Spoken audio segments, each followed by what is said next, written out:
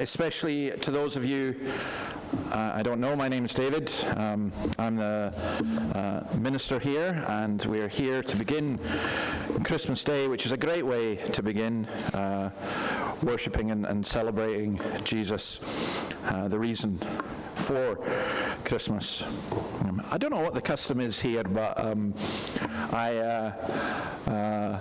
I used to love Christmas as a kid because I could hardly sleep all night, and then I'd be up at 4 o'clock and we'd have stockings and we'd open our presents then. But apparently there's a lot of people now don't open presents till lunchtime, which is a big disappointment.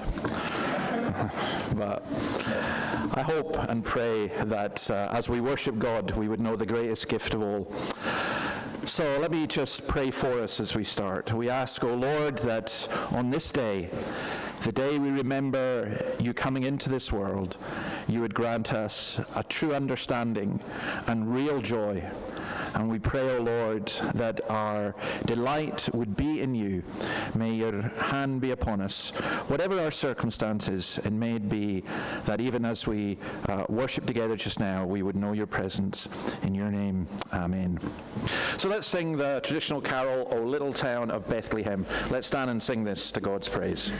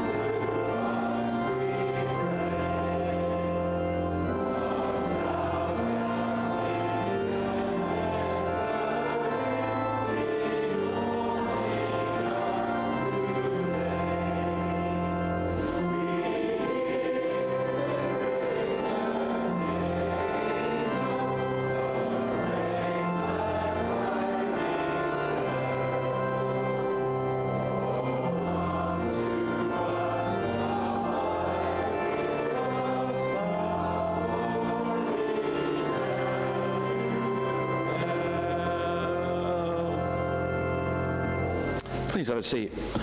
Now, the only notice is to say that there will be tea and coffee and so on afterwards, and also some folks will be staying on after that to have lunch. You're welcome to tea and coffee. You're also welcome to stay for Christmas lunch if you have nowhere else you're planning to go to.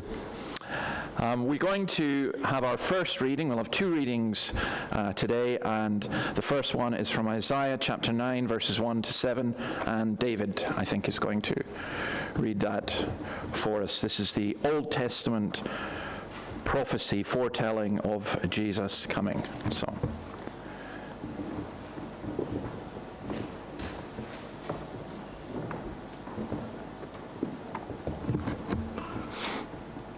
So the reading is from page 671 from the Pew Bible. Nevertheless, there will be no more gloom for those who are in distress. In the past, he humbled the land of Zebulun and the land of Naphtali. But in the future, he will honor Galilee of the Gentiles by the way of the sea along the Jordan. The people walking in darkness have seen a great light, and on those living in the land of the shadow of death, a light has dawned. You have enlarged the nation and increased their joy. They rejoice before you as people rejoice at the harvest, as men rejoice when dividing the plunder. For as in the day of Midian's defeat, you have shattered the yoke that burdens them, the bar across their shoulders, the rod of their oppressor. Every warrior's boot used in battle, and every garment rolled in blood will be destined for burning, will be fuel for the fire. For to us a child is born, to us a son is given, and the government will be on his shoulders. And he will be called Wonderful Counselor, Mighty God, Everlasting Father, Prince of Peace. Of the increase of his government and peace there will be no end. He will reign on David's throne and over his kingdom, establishing and upholding it with justice and righteousness from that time on and forever. The zeal of the Lord Almighty will accomplish this. The Lord has sent a message against Jacob. It will fall on Israel. All the people will know it, Ephraim and the inhabitants of Samaria, who say with pride and arrogance of heart.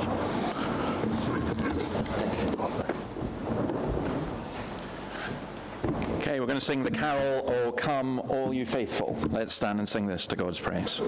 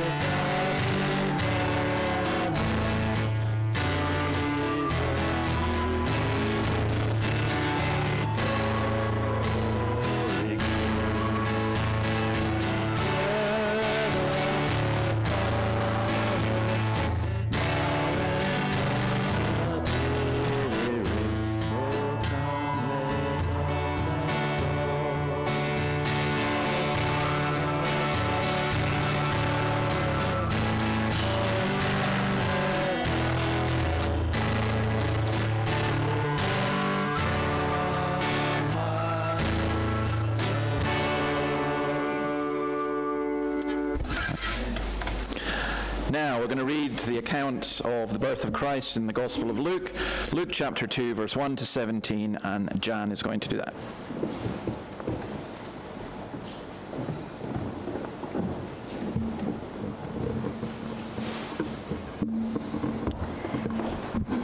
Merry Christmas, everybody.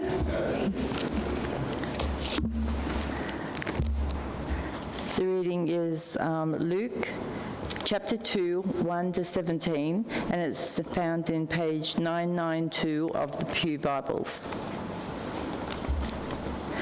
In those days, Caesar Augustus issued a decree that a census should be taken of the entire Roman world. This was the first census that took place while Quirinius was governor of Syria, and everyone went to their own town to register. So Joseph went up from the town of Nazareth in Galilee to Judea, to Bethlehem, the town of David, because he belonged to the house and the line of David. He went there to register with Mary, who was pledged to be married to him and was expecting a child. While they were there, the time came for the baby to be born, and she gave birth to her firstborn, a son. She wrapped him in cloths and placed him in a manger, because there was no guest room available for them. And there were shepherds living out in the fields nearby, keeping watch over their flocks at night. An angel of the Lord appeared to them, and the glory of the Lord shone around them, and they were terrified. But the angel said to them, "Do not be afraid. I bring you good news that would cause great joy for all the people. Today, in the town of David, a Saviour has been born to you. He is the Messiah, the Lord. This will be a sign to you. You will find a baby wrapped in cloths and lying in a manger." Suddenly, a great company of the heavenly hosts appeared with the angel, praising God and saying, "Glory to God in the highest heaven, and on earth peace to those on whom his favour rests." When the angels had left them and gone into heaven, the shepherds said to one another, "Let's go to Bethlehem and see this thing that has happened, which the Lord has told us about." So they hurried off and found Mary and Joseph and the baby who was lying in the manger. When they had seen him, they spread the word concerning what had been told them about this child, and all who heard it were all amazed at what the shepherds said to them. This is the word of the Lord.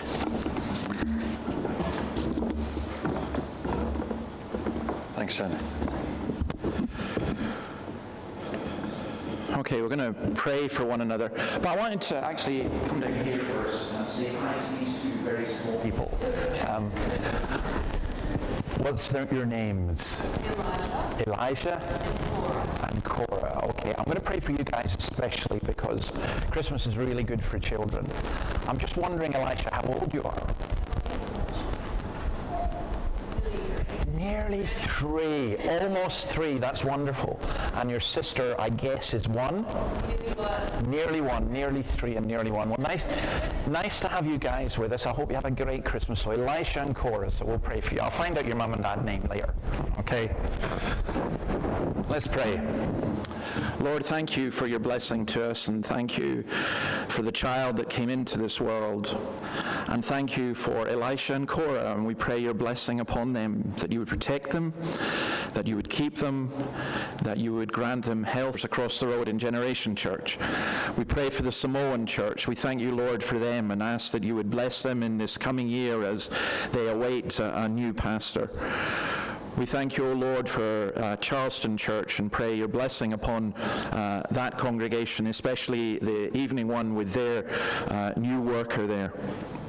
And we pray for this church, that you would enable us to spread the good news in this area where there's just so much need of it, so much struggling and poverty and violence. Yes, joy. Yes, so much pleasure and good things, but also so much lack of purpose.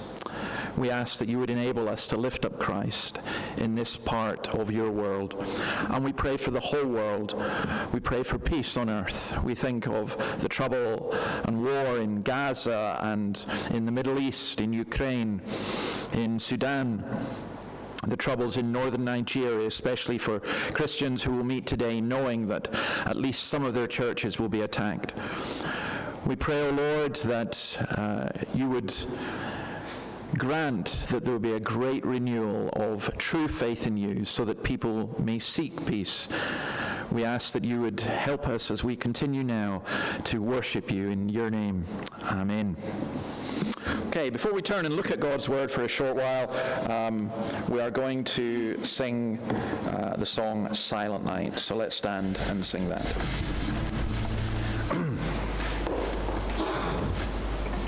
Yep.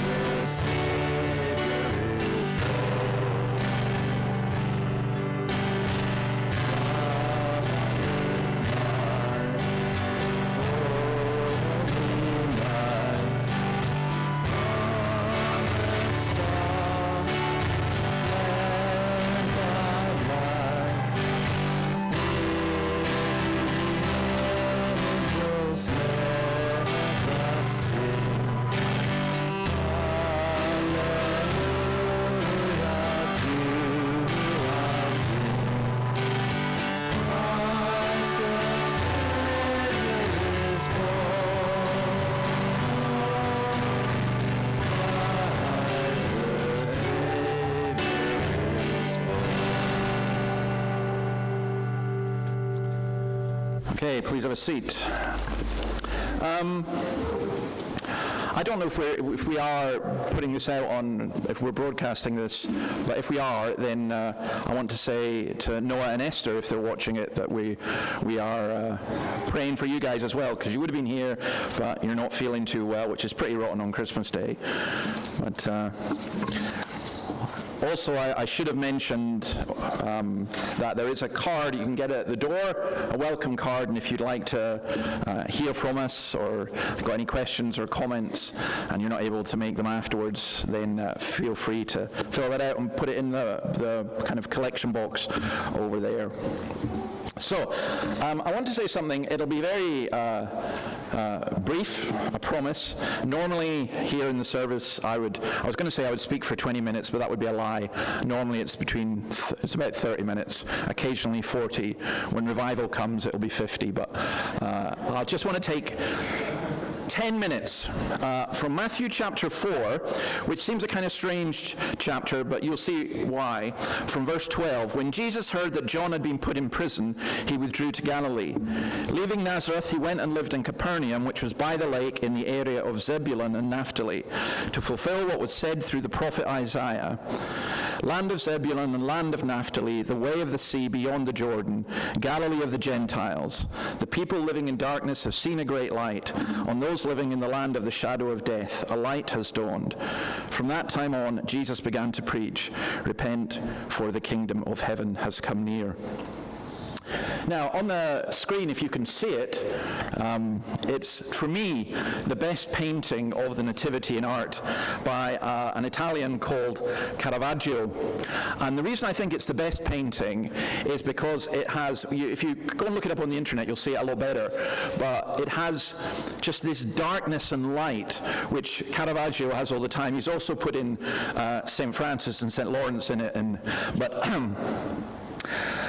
I love the way that he does that. The baby's just an ordinary baby, but the darkness and light.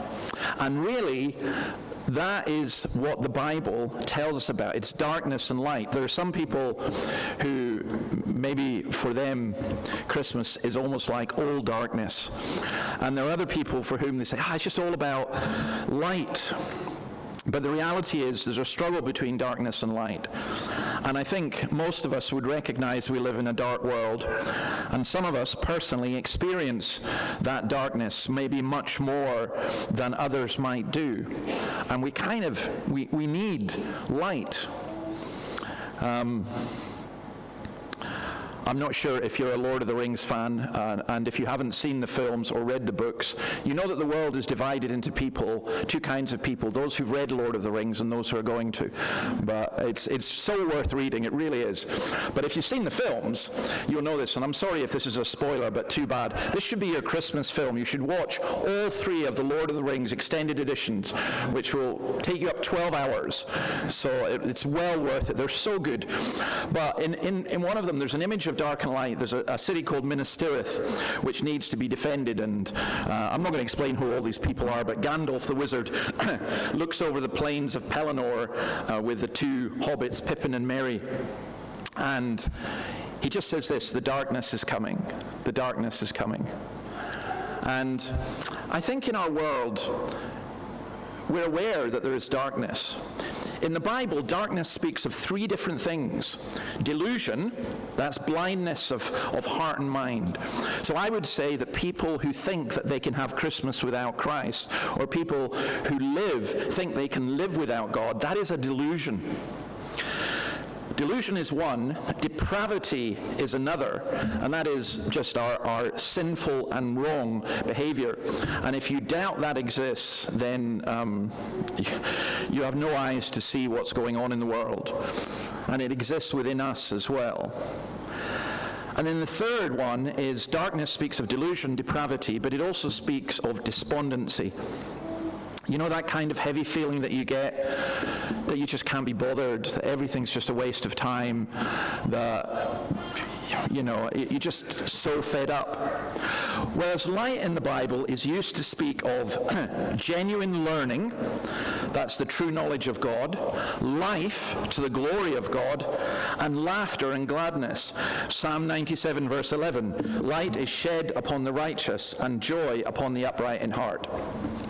So it's very interesting in Matthew's Gospel that as Jesus begins his ministry, things happen. John the Baptist, there's a darkness comes there because he's put in prison and he is going to be killed. Jesus leaves. He withdraws to Galilee. And he goes to the far north.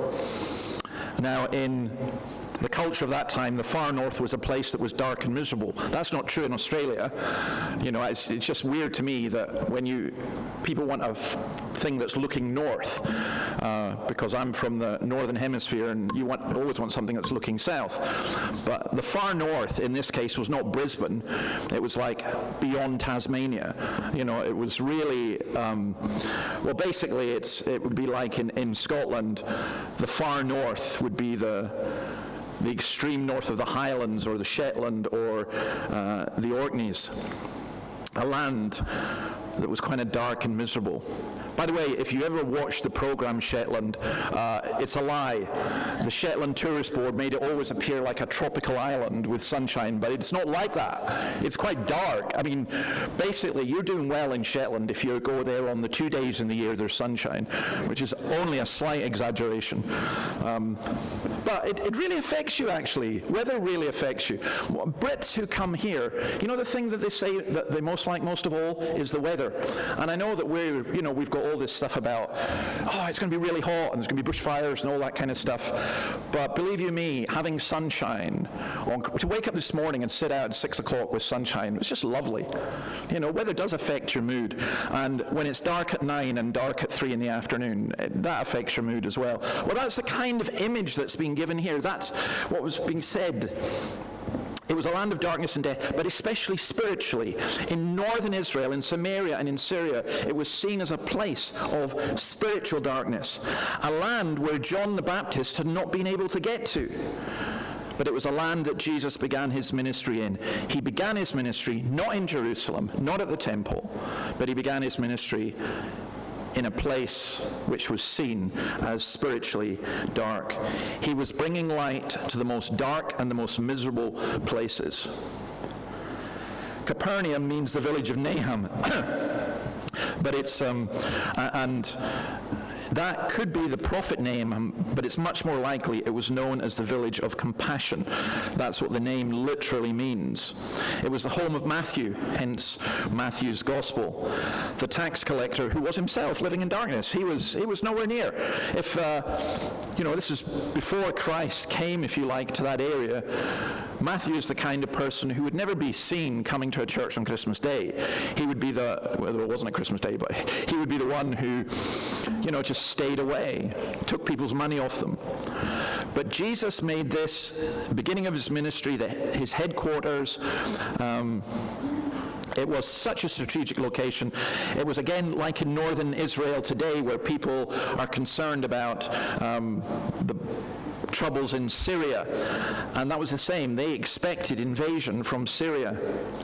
And they had this shadow of death on those living in the land of the shadow of death.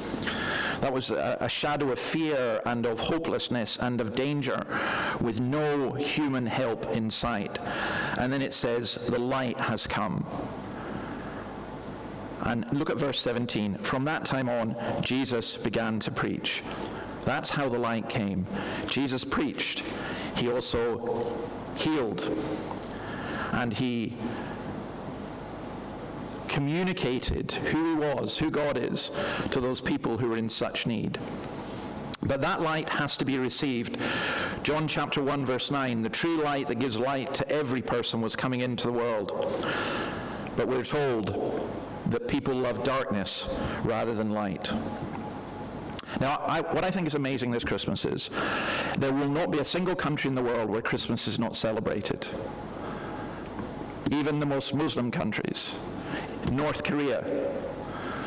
One of the things that absolutely amazes me is the Pacific Islanders, who are far more Christian than the vast majority of Australians. And yet you go back a couple of hundred years, knew nothing, the light hadn't gone there. But now the light emanates from there. And I think that is wonderful.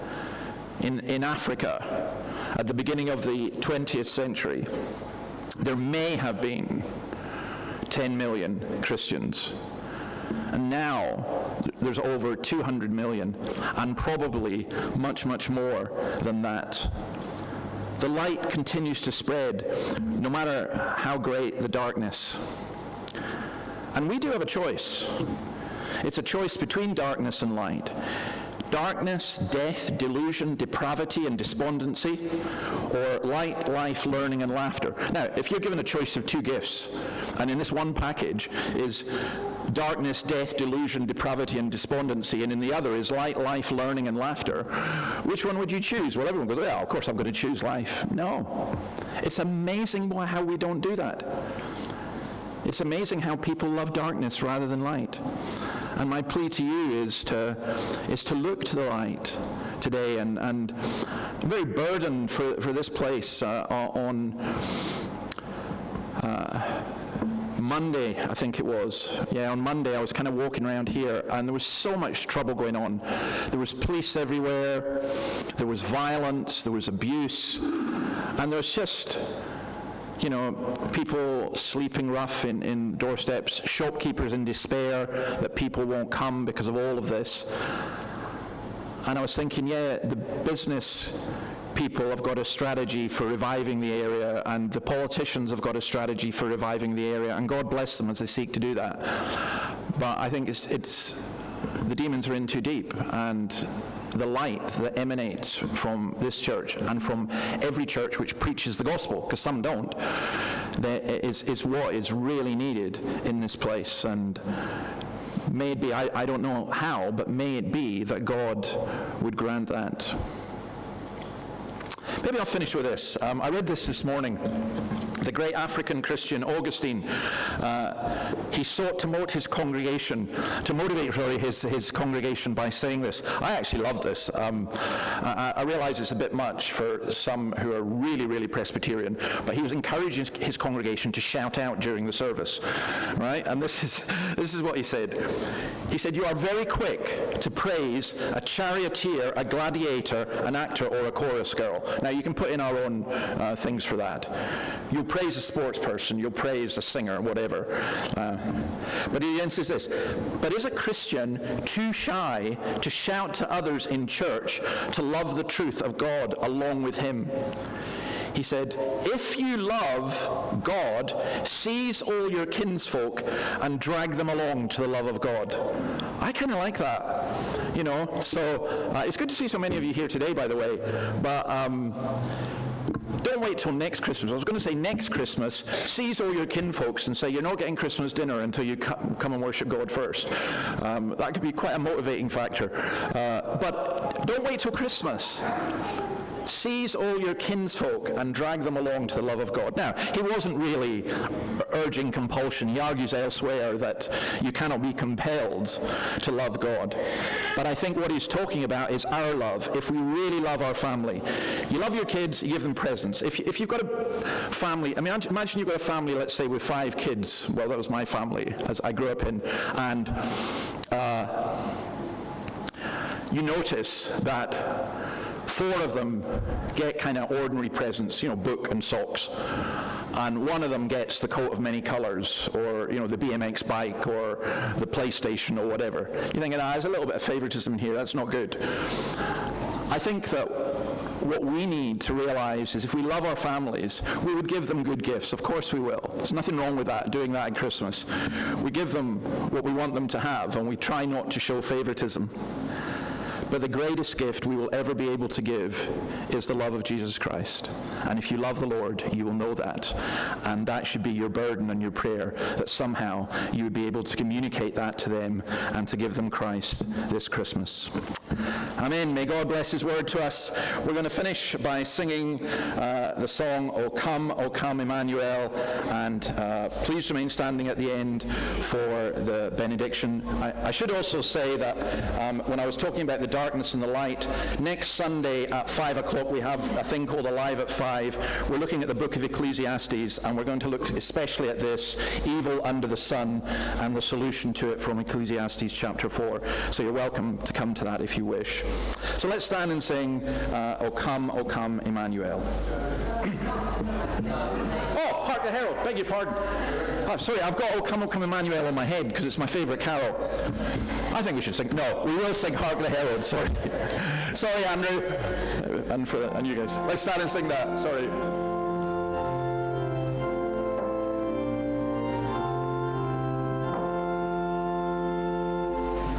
Hark the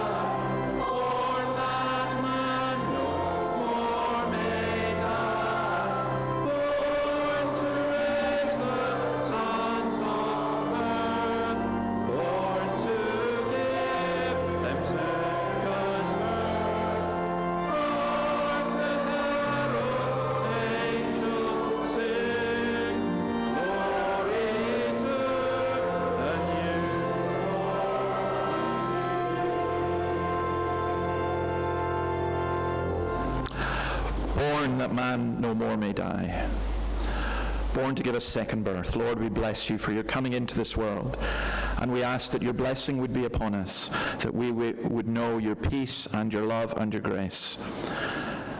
We ask, O Lord our God, that this day we would rejoice in you, and you would delight in us. In your name, amen. Amen. Happy Christmas to you all. You're welcome to go through to the hall if you like, and feel free to hang around or head home.